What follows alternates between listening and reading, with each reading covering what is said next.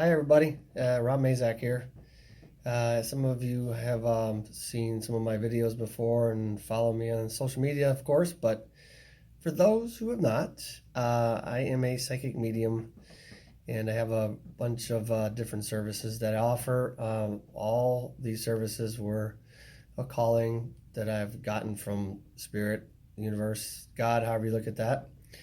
But certainly they are very rewarding for me to conduct these services, and some of the revelations and information that come from them are pretty awesome. And the funny thing is just when you think you've heard it all, yeah, likely I haven't, because normally what I experience over and over creates patterns and ideas, and when you get it from so many different people, you realize that it's got to be coming from somewhere besides, just somebody's mind, because everybody's saying the same thing or very similar. And so it really makes you pay attention. And however, like I said, I've been doing, for example, I've been doing hypnosis and past life regressions for years. I think it's been like 6 years. I guess I don't know, a long time. But point being is it seems like every time I do them nowadays, almost every single client goes to the spiritual realm, if you will, in an energy body, as one of the lives that we visit. And when it first started happening, it was really kind of a struggle for me to logically move somebody through that space. Because when you drop somebody into a normal past life, if you will, if that's normal, anyway, they generally land somewhere at the beginning of the life, and I can logically move them forward in time based on what I and everybody else measures time against, and so fairly easy to do, unless for some reason they land in a life late in life or on the day of death. We have to move backwards, right, and to see perhaps how we got to this day of death. However, and I also don't necessarily try to put somebody or have them go back and regress into a life of their choosing.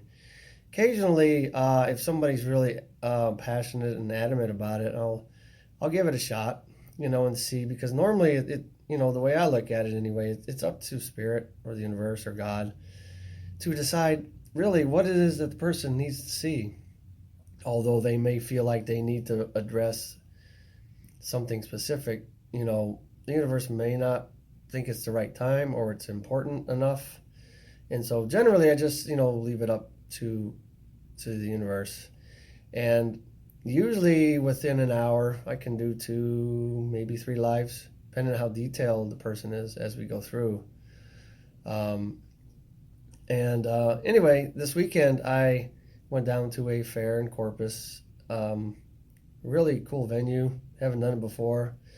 It wasn't super busy, but all the practitioners that I met and the people that I met that came through were really worth the drive down there and time it took to do all that. But it was a lot of fun. And when I do fairs, I don't necessarily do regressions or hypnosis. So mostly because it's hard to find a venue that necessarily has a room or a space for you to do that. And if you do find one, it's usually a lot more expensive. And so obviously we live in this life, so money is a thing, right? And so anyway, I usually offer basic services and readings and Reiki and things like that, and to see if then I can perhaps interest somebody in other services if they're interested. However, this lady, wonderful lady actually, said I could use her name, but I'm not going to. Not a cool thing to do. But anyway, she just walked up to my table and just started addressing me by my name, and here I am, and like a duck on the pond, calm on the surface, but feet going like crazy underneath, going, do I know this person? Should I know this person? I'll feel really bad if I've worked with them and I don't remember them, right? Which is easy to do in this business when you talk to a lot of people. However, she said that she had come for my hypnotherapy regression, and I was trying to explain to her that I don't normally do that at fairs, because that, and in this case I didn't have a room because they didn't really rent the rooms because nobody was interested, and so but she was pretty adamant that that's really why she came, and I'm like, okay. So we end up talking to the coordinator, and they were able to secure us a room, which was kind of cool. It wasn't entirely prepared, didn't have my recording machine. Anyway, she recorded it. It all worked out. But what was really interesting about it was she was primarily interested in why somewhere in her 30s, she all of a sudden became afraid of heights and could not seem to drive her car over a bridge, a bridge over water, if you will. And she could not figure out, and she had some ideas because she was pretty intuitive herself, but she just really wanted and was hoping that spirit would bring her the answers or let her see why. And so what's cool about seeing things from your past life that may still be affecting you in this life is that you can then begin to learn to let that go, because you know that it wasn't an experience that happened in this life, and it really should not continue to affect you, after multiple lifetimes that have gone by. And so it really does help people heal. It's really cool. And I've seen it happen a lot. And I've had to work through some of my own as well. I mean, it's not just other people's, me as well. But anyway, and so I was prepared to try to purposely bring her into one of those lives. But Spirit came through. It was really cool. She came in the first life. Guess what? Pushed off a cliff at a young age.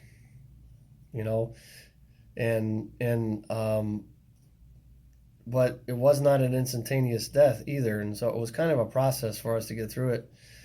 Kind of laid at the bottom on the, just kind of suffering and slowly dying. Not fun, but and so that was part of the heights, right? And so that was really cool. I'm like, okay, well, that might be our answer. And so I went ahead and went on into another life, and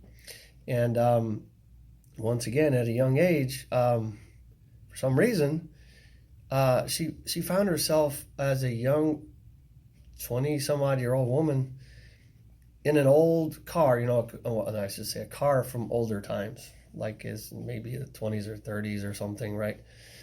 And was in the passenger seat and some older man was driving. She had no idea who it was, and we couldn't get any information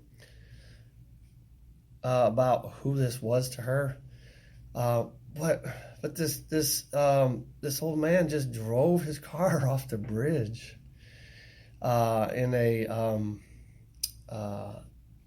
a way to end his own life, but he didn't want to do it alone, and so she was on the ride, unwilling.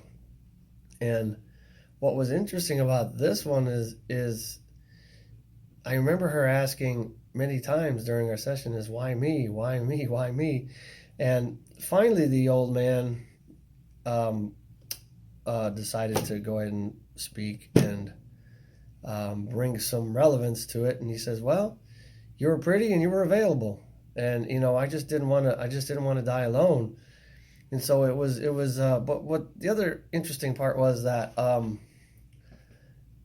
the whole sequence of coming off the bridge and hitting the water was like in super slow motion, and I ended up, it went on for a while, and the whole time she just was running all these questions through her mind and trying to get all these things, and I finally had to speed it up. And then even when she hit the water, it was a long process of dying and questioning, and but fortunately, in the final life we looked at, just for fun, sometimes I like to bring people into a future life, can we prove it? No, but it's really fun and entertaining and intriguing, and a lot of information comes through sometimes. So if we have past lives, goodness, we should have future lives, right? But anyway, in that life, she was actually able to conquer one of the highest mountains in the time she was living, so we saw some of the reasons, and we also saw her finally accomplish heights without any trouble. So I haven't talked to her since yesterday, but I have a feeling that this is really going to help her heal. But there was one other interesting thing that came up that I have never run across.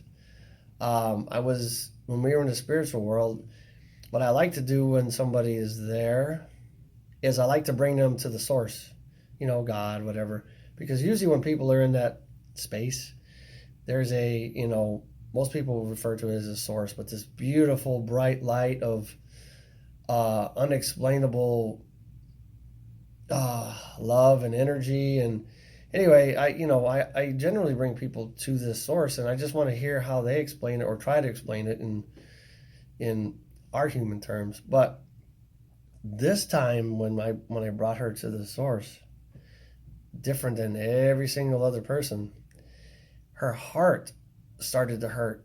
Her heart literally, while she was on my couch, I mean, she was physically feeling this as well. She said her heart was about to be pulled out of her chest. And she said that this energy was not good.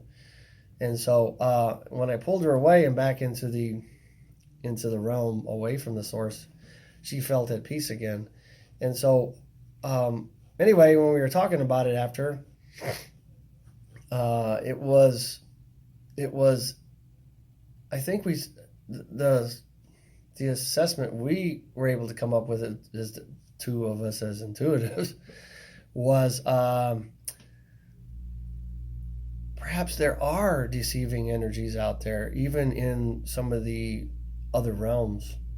And of course we know that, there's certain dimensions and planes that there are not such good entities, right? And so maybe perhaps that's where we landed, in maybe the lower astral plane or something, I don't know.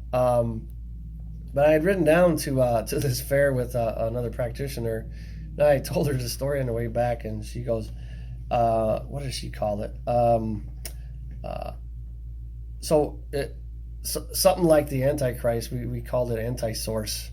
And so I give credit to Daisy for that one. That was kind of fun. But anyway, it's interesting. I like to share these things because every time I have somebody do a regression or hypnosis, there's just some crazy, amazing things that happen. And I learn so much every time. And this is a continuing process for me and for clients. But anyway, I encourage everybody to try it for themselves once, at least once in life, and see what you get. Because it's so what's the right word? Rewarding and awesome and healing. And it really sheds light on some of the reasons why we are the way we are, reasons why we do things, why we have fears that we don't understand, that don't make sense in this life, and we can move on and heal from these things. So anyway, just wanted to share. I thought it was really cool. But if you'd like to check out me and what I do, my website is lifebymazak.com, lifebymazak.com. Everything about me, what I do, contact information is all there. Anyway, I'd love to hear from you. And peace. Namaste. Talk to you later.